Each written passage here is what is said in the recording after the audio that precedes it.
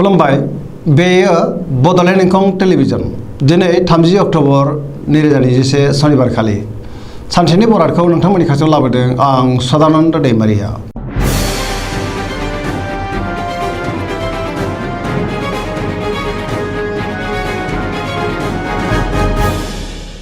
सिगां फरायनो लादों मेष राशि गिबि हांखो अ ल। दिनैनि साना जोबोर मोजां, गोसोआव गोदान साननाय आरो गोदान बोलो फैगोन, जेरावबो जाफुंसारगोन। मावनो लानाय खामानिखौ थि समावनो मावफुंनो हागोन। गोसोखौ दिनै जोबोर गोजोननाय मोनगोन, देहाया मोजाङैनो थागोन। अब्लाबो जानाय लोंनायाव सांग्रां जानाया गाहाम। बहानिफ्रायबा मोजां खौरां फैनो हागौ। रांखावरियाव दिनै जोबोर मोजां, गोबां धोन आरजिनो हागोन। मोननो धोनखौबो दिनै मोननो हागोन। बेफार फालांगियाव मोजां मुलाम्फा मोनगोन। सोरबा लोगोनि हेफाजाबखौ मोननो हागोन। न'खराव दिनै बिसि फिसायनि गेजेराव अननानै फैगोन। बिमा बिफानि बोर मोनगोन। बहाबा थांनांगौब्ला दिनै जोबोर मोजां आरो मोजाङैनो हान्थिनोबो हागोन। गुबुननि गोसोखौ गोरलैयैनो बोनो हागोन। गोसोनि बोलोआ बांगोन। समाजाव दिनै मान मोनगोन। बयजोंबो अनसायजागोन। लाइमोनफोरा मोजां खौरां मोनगोन। गोसोआ दिनै जोबोर रमान्टिक जागोन आरो गावबा गावनि गोसोनि साननायखौ लाइमोनफोरा फोरमायलायनोबो हागोन। पजिटिभ एनार्जिनि गोहोम गोग्लैगोन। फरायसाफ्रा फरायनायाव गोसो दुंखांगोन आरो मोजां फिथाइ मोनगोन। सरासनस्रायै साना जोबोर मोजां आरो मोजाङैनो बारग'लांगोन।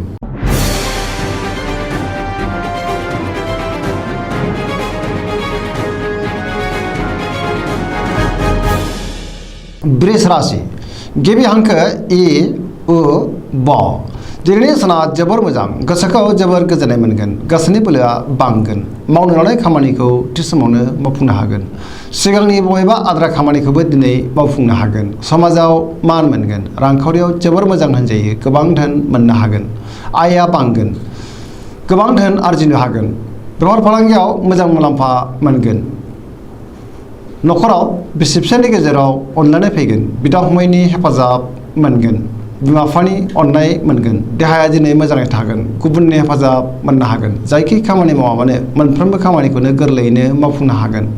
लोगोफोरनि अनसायनाय मोनगोन। गोसोनि साननायफ्रा मोगथाङाव जाफुंगोन। पजिटिभ एनार्जिनि गोहोम गोग्लैगोन। गोसोआ दिनै जोबोर रमान्टिक जागोन, जेरावबो देरहासार जागोन। खुसिनि आंखाल जानाय नङा।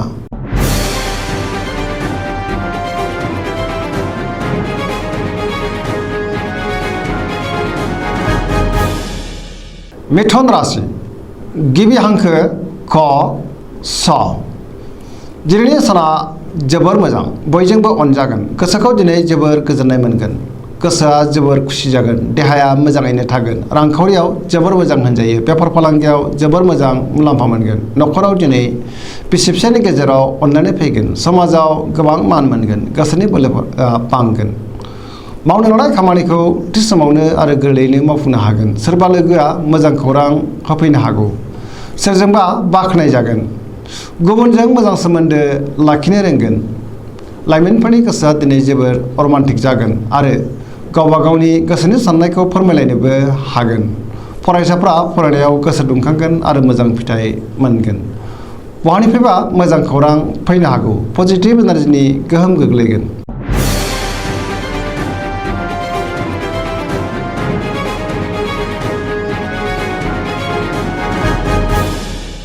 कर्कट राशि गिबि हांखो ड ड ह। दिनैनि साना जोबोर मोजां, महर मोखाङाव साबस्रांनाय फैगोन। सोरबा लोगोजों बाख्नाय जानो हागौ। गोसोनि साननायफोरा मोगथाङाव जाफुंगोन। गोसोआव पजिटिभ साननाय फैगोन। मावनो लानाय खामानिखौ थि समावनो आरो गोरलैयैनो मावफुंनो हागोन। बेफार फालांगियाव जोबोर मोजां मुलाम्फा मोनगोन। न'खराव दिनै बयजोंबो गोरोबलायनो रोंगोन। देहाया मोजाङैनो थागोन। गोसोआ जोबोर रमान्टिक जागोन आरो लाइमोनफोरा गावबा गावनि गोसोनि साननायखौ फोरमायलायनोबो हागोन। गुबुननि हेफाजाब मोनगोन। न'खराव दिनै बिसि फिसायनि गेजेराव अनलायनाय फैगोन। समाजाव गोबां मान मोनगोन। फरायसाफ्रा फरायनायाव गोसो दुंखांगोन आरो मोजां फिथाइ मोनगोन। पजिटिभ एनार्जिनि गोहोम गोग्लैगोन।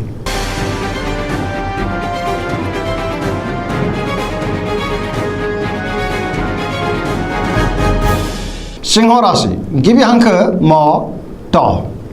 दिनैनि साना जोबोर मोजां, गोसोआव पजिटिभ साननाय फैगोन। मावनो लानाय खामानिखौ थि समावनो आरो गोरलैयैनो मावफुंनो हागोन। गोसोखौ जोबोर गोजोननाय मोनगोन। सोरबा लोगोनिफ्राय मोजां खौरां फैनो हागौ। बहाबा दावबायहैनो खाबु मोनगोन आरो मोजाङैनो हान्थिनोबो हागोन। रांखावरियाव जोबोर मोजां।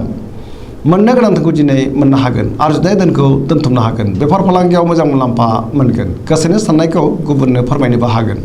न'खराव दिनै अनलायनाय फैगोन। समाजाव बयजोंबो अनसायजागोन आरो अनजागोन। गुबुननि गोसोखौ गोरलैयैनो बोनो हागोन। देहाया मोजाङैनो थागोन। गुबुननि थाखाय मोजां खामानि मावनानैबो होनो हागोन। जायखि खामानि मावा मानो मोनफ्रोमबो खामानियावनो जाफुंसारगोन। पजिटिभ एनार्जिनि गोहोम गोग्लैगोन। सरासनस्रायै दिनै साना जोबोर मोजां आरो मोजाङैनो बारग'लांगोन।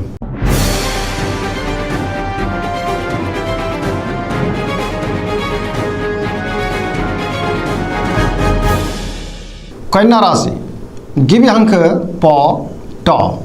दिनैनि साना मोजां आरो गाज्रिनि गेजेरजों बाबेनलांगोन। गोसोआव गुलाय गुजाय साननाय फैगोन। गोथों आरो गोग्गो साननो रोंनाय नङा। गियाननि आंखाल जागोन। रांखावरियाव बारा मोजां नङा। खरसाया बांगोन। बेफार फालांगियावबो खहा जानांनो हागौ। सांग्रां जानाया गाहाम। देहाया दिनै मोजाङैनो थागोन। गोबां सुबुंखौ लोगो मोनज्लायगोन। न'खराव दिनै बिसि फिसायनि गेजेराव अनलायनाय फैगोन। गोबां खामानियाव मुखुब थानांगोन। सोरबा लोगोजों एना एनि जानोबो हागौ। सांग्रां जानाया गाहाम। नेगेटिभ एनार्जिनि गोहोम गोग्लैगोन। गोसोनि साननायफोरखौ गुबुननि सिगाङाव फोरमायनो हानाय नङा।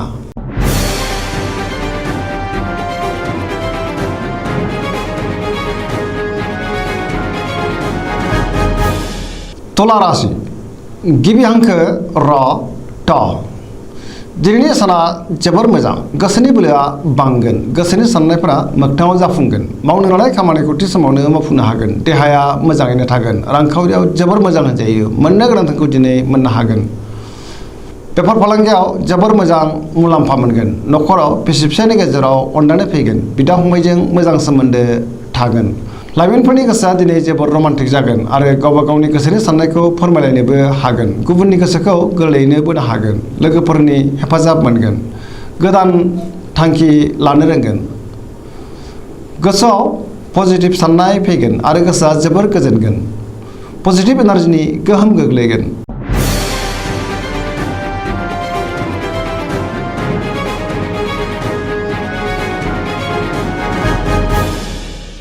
वृश्चिक राशि गिबि हांखो न स। दिनैनि साना जोबोर मोजां। गोसोआ दिनै जोबोर खुसि जागोन। समाजाव लोगो लेवा बांगोन। सोरबा गोजाम लोगोजों बहाबा लोगो मोनज्लायनो हागौ। गोसोआव गोग्गो आरो पजिटिभ साननाय फैगोन। मावनो लानाय खामानिखौ थि समावनो मावफुंनो हागोन। सिगांनि बबेबा आद्रा खामानिखौबो दिनै मावफुंजोबनो हागोन। गुबुननिफ्राय हेफाजाब मोनगोन। गोसोनि साननायफोरा जाफुंगोन। गोसोनि बोलोआ बांगोन। समाजाव मान मोनगोन। न'खराव बिसि फिसायनि गेजेराव अनलायनाय फैगोन। रांखावरियाव जोबोर मोजां नाथाय अब्लाबो खरसायाबो बांगोन। बेफार फालांगियाव मोजां मुलाम्फा मोनगोन। देहाया मोजाङैनो थागोन। गुबुननि हेफाजाब मोनगोन। फरायसाफ्रा फरायनायाव गोसो दुंखांगोन आरो मोजां फिथाइ मोननो हागोन। लाइमोनफोरनि गोसोआ दिनै जोबोर रमान्टिक जागोन आरो गावबा गावनि गोसोनि साननायखौ फोरमायलायनोबो हागोन।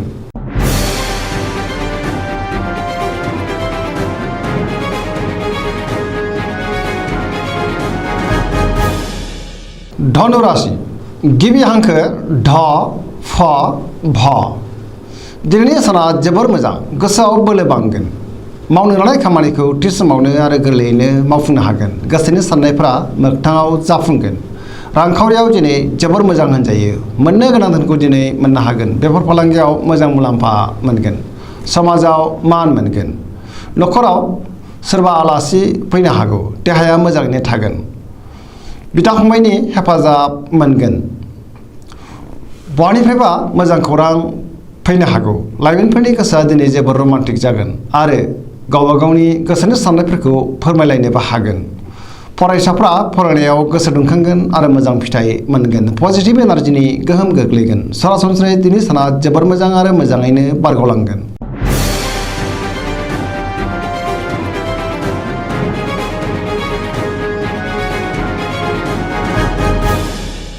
मकर राशि गिबि हांखो ख ज। दिनैनि साना जोबोर मोजां। गोसोनि साननायफोरा जाफुंगोन। सिगांनि बबेबा आद्रा खामानिखौ दिनै मावफुंनो हानानै गोसोखौ जोबोर गोजोननाय मोनगोन। रांखावरियाव जोबोर मोजां होनजायो, आयाबो बांगोन, मोननो गोनां धोनखौबो दिनै मोननो हागोन। बेफार फालांगियाव जोबोर मोजां मुलाम्फा मोनगोन। गुबुनजों मोजां सोमोन्दो लाखिनो रोंगोन। गोब्राब खामानिखौ दिनै मावफुंनो हागोन। गोदान खामानिखौ जागायजेननोबो हागोन। न'खराव बिसि फिसायनि गेजेराव अनलायनाय फैगोन। बिदा फंबायनि गेजेराव मोजां सोमोन्दो थागोन। सेंग्रा सिख्लाफ्रा गावबा गावनि गोसोनि साननायखौ फोरमायलायनो हागोन आरो गोसोआ दिनै जोबोर रमान्टिक जागोन। फरायसाफ्रा फरायनायाव गोसो दुंखांगोन आरो मोजां फिथाइ मोननोबो हागोन।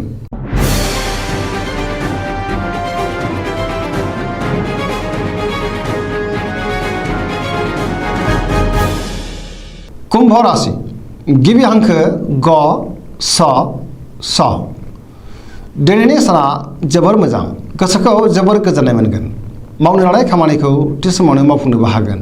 बहानिफ्रायबा मोजां खौरां फैनो हागौ। समाजाव गोबां मान मोनगोन। गोबां मुंदांखा सुबुंजों लोगो मोनज्लायगोन। रांखावरियाव दिनै जोबोर मोजां होनजायो। बहानिफ्रायबा गोबां धोन मोननायनि आसा दङ। देहायाबो मोजाङै थागोन। न'खराव बिसि फिसायनि गेजेराव अनलायनाय फैगोन। गुबुननि हेफाजाब मोनगोन। बिमा बिफानि अननाय आरो बोरखौ मोननो हागोन। बहाबा दावबायहैनो खाबु मोनगोन। पजिटिभ एनार्जिनि गोहोम गोग्लैगोन।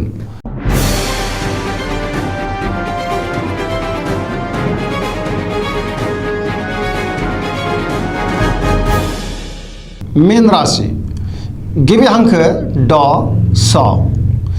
दिनैनि साना जोबोर मोजां। गोसोआव पजिटिभ साननाय फैगोन। गोसोनि बोलोआ बांगोन। गावनि गोसोनि साननायखौ गुबुननो फोरमायनोबो हागोन। गुबुननि थाखाय मोजां खामानि मावनोबो हागोन। देहाया मोजाङै थागोन। रांखावरियाव जोबोर मोजां होनजायो। बेफार फालांगियाव जोबोर मोजां मुलाम्फा मोनगोन। न'खराव दिनै बिसि फिसायनि गेजेराव अनलायनाय फैगोन। गोसोनि बोलोआ बांगोन। सोरजोंबा बाख्नाय जानो हागौ। लाइमोनफोरनि गोसोआ दिनै जोबोर रमान्टिक जागोन आरो गावबा गावनि गोसोनि साननायखौ फोरमायलायनोबो हागोन। फरायसाफ्रा फरायनायाव गोसो दुंखांगोन आरो मोजां फिथाइ मोनगोन। पजिटिभ एनार्जिनि गोहोम गोग्लैगोन। गोसोनि साननाय आरो लुबैनायफ्रा मोगथाङाव जाफुंगोन। सरासनस्रायै दिनै साना जोबोर मोजां आरो मोजाङैनो बारग'लांगोन। दिनैनि राशि फरायनाया एसेनोसै। जोबनायाव बेखौनो खावलायो जाहाथे नोंथांमोना सानफ्रामबो जोंनि बे बड'लेण्ड इंखं टेलिभिजनखौ नायबाय थायो आरो साबस्क्राइब खालामो, लोगोसे लाइक खालामो आरो शेयार खालामो। एसेनोसै, गोजोन्थों।